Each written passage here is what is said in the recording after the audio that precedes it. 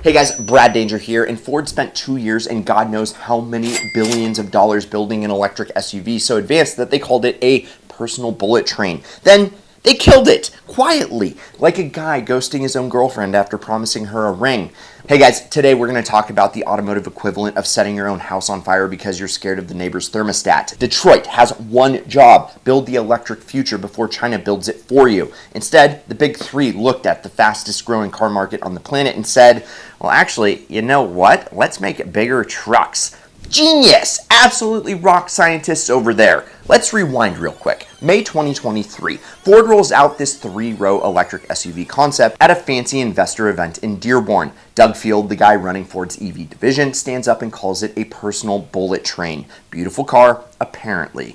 Unlike anything in the segment, the kind of thing that makes you want to trade in your Exploder on the spot. 14 months later, delayed 2 years, 4 months after that, dead. Yes, canceled, deleted from existence like your browser history before your mom uses your laptop. And Doug Field, the guy who deemed this thing up, he's gone too. Bye-bye, restructured right out the door this spring. Bro built a bullet train and got left at the station. And here's the real thing. Ford wasn't even the most embarrassing one. Ford at least had the decency to kill their SUV before it hit dealerships. GM straight up delayed the Buick electric SUV. Volvo backed off an entire all-electric lineup. Dodge, and I want you to sit with this one, canceled an electric Charger and an electric Ram pickup in the same year. 2 Jeep plug-in hybrids got yeeted into the void. Honda and Nissan quietly shelved a bunch of electric sedans they'd built specifically for us, and Acura killed an SUV that was already being built in a factory in Tennessee. Like, the assembly line actually existed, the car existed, they just said, nah, brother. Okay, and real quick, here's the deal. Bigger prize, shorter timeline, you are going to love it. We already have given someone their choice of a Shelby GT350 or a Mark V Supra. Before that, we gave away a Bayside Blue flame-spitting R35 GTR. Plus, we've given away $100,000 cash. But this next giveaway beats them all. So, links pinned in the first comment. Go tap it, sign up, and go check out the past winners because your name could be drawn next. Now, back to the show. My personal favorite, though, is the entire Hall of Shame, is the Chevrolet Bright Drop van. Motor Trend drives it, writes this glowing review. I wonder if there's money involved. It had a cavernous cargo hold, visibility like a giant terrarium. Genuinely lovely things to say about a van. 2 weeks after they dropped it off for review, Chevy discontinued it. The article basically opened by saying, well, this is awkward. That's not a headline, that is an eulogy. And it doesn't stop there because this June, regulators told Polestar it can't even sell new cars in the US anymore. Polestar, a whole brand, gone from American showrooms like it never happened. At this point, I am convinced there are guys in Detroit whose entire job is just walking around unplugging EVs before anyone can test drive them. And look, I get it. Some of you in the comments are already typing, EVs are a scam, rare earth minerals, blah, blah, blah, cool power plants. Save it. This is not a debate whether electric cars are good. This is about Detroit having the strategic planning skills of a guy assembling IKEA furniture without the instructions. I know that so well. Throwing pieces across the room and then blaming Sweden. Because here is what actually happened. Federal EV tax credit, the $7,500 one that made these cars actually affordable, got axed under the second Trump administration. Emission standards got gutted right alongside it, and the second the government stopped holding the industry's hand, the big three did what they always do when things get hard. They ran back to trucks and giant SUVs like a kid running back to mommy. Battery plants that popped up all over the country during the Biden years, well, they were shut down or turned into glorified storage units. Thousands of people lost their jobs over this. And the money? Insane, you guys. Stellantis wrote down $26 billion in EV losses this year. Ford's at $19 billion. And for context, that's enough money to buy every single one of you a brand new Miata and still have change left over for a nice sandwich. Ford's own CEO basically admitted the company's whole future depends on picking the right bet here, which is a wild thing to say about a 120-year-old car company. But here we are, Jim. Now, meanwhile, this is the part that should actually scare you. The rest of the planet did not get the memo that EVs are supposedly dead. 1 out of every 4 cars sold globally last year was electric. Analysts think that number more than doubles within a decade, meaning gas cars officially become the minority. China alone builds 75% of every EV sold on Earth. The US builds about 5%. 5. We invented the assembly line, and we're currently building 5% of the cars that actually represent the future of the assembly line. BYD, a Chinese company, and you probably hadn't heard of 3 years ago, is now the biggest EV manufacturer on the planet, bigger than Tesla. Experts are saying that China can take a new EV from blueprint to showroom about a third faster than the American companies. A third faster. That gap doesn't shrink on its own, Chief. It just widens until American automakers are basically watching from the parking lot with a churro, wondering what happened. And it's not like Americans secretly hate electric cars either. A survey earlier this year found over a quarter of buyers said they seriously consider an EV for their next car. And I might be one of them, but the Taycan is going bye-bye. And that was before gas prices spiked because of a whole mess in the Middle East. People want these things. Detroit just keeps taking the option off the table before anyone can buy it. And before you say, well, this has never happened before, it absolutely has. 1983, a journalist named Brock Yates writes an entire book asking if Detroit has basically accepted defeat, because Honda had just dropped the Accord and it was embarrassingly better than anything American showrooms had. Same stages of grief back then too. Denial, anger, a bunch of ugly, overpriced sedans nobody wanted, built specifically despite the Japanese. Reagan eventually steps in, forces a quota on Japanese imports, lets Toyota Honda build a few US factories, buys Detroit some time to catch up.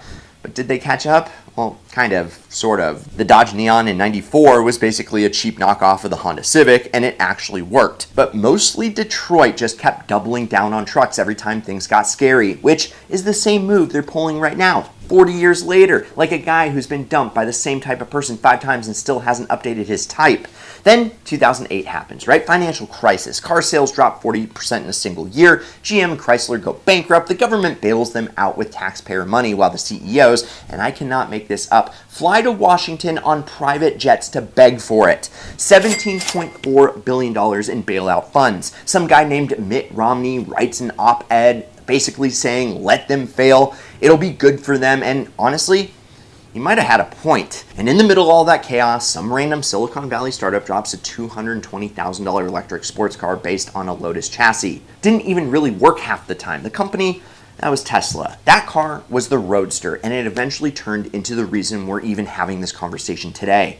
Here's a fun little detail nobody talks about, though. One economist put it like this. Automakers are basically steering a battleship through a maze that rearranges itself every 4 years. Sometimes every 4 days, once you throw tariffs into it. These companies plan a new car 4 years out based on steel prices, labor costs, and demand forecasts that assume the rules stay put. They almost never do any. You try running a business when the government changes its mind about EVs more often than you change your oil.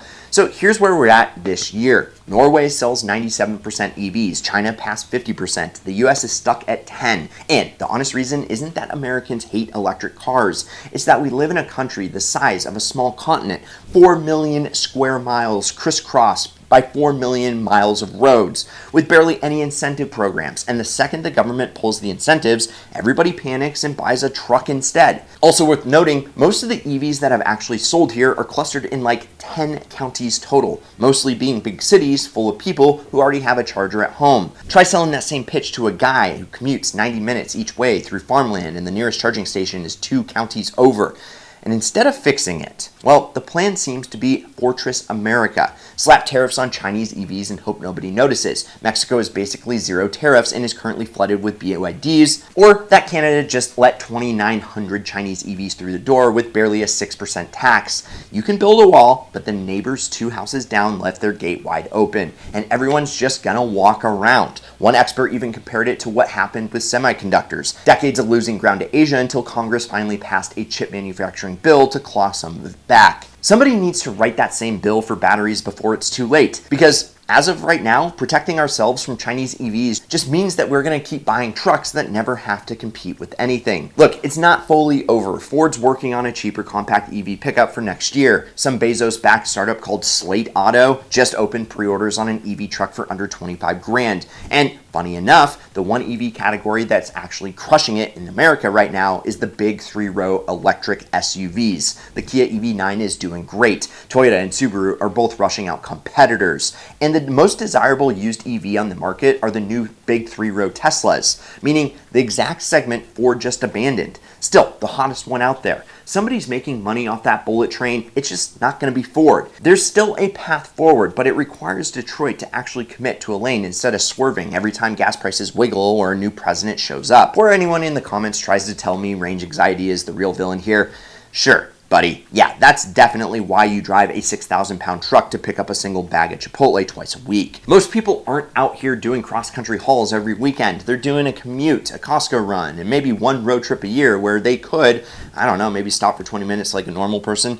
Range anxiety is real for some folks, sure, but it's also because this convenient excuse Detroit hides behind instead of just building good, affordable EVs and actually marketing them like they believe in the product. Because here is the brutal truth. The exact same guy who called out this exact pattern of behavior did it in 1983, 43 years ago. And here we are watching Detroit run the same play, expecting a different result. That's not resilience. That's just really, really expensive deja vu. So drop a comment down below. Is Detroit cooked, or is this just the bargaining stage before the actual comeback? And if you actually made it this far without buying a truck out of spite, smash the subscribe button so we hit 2 mil by the end of the year. Hit the like button. Check out some of these Ideal vids. I'm Brad Danger. This is Ideal, and promise me one thing. Keep living the Ideal lifestyle.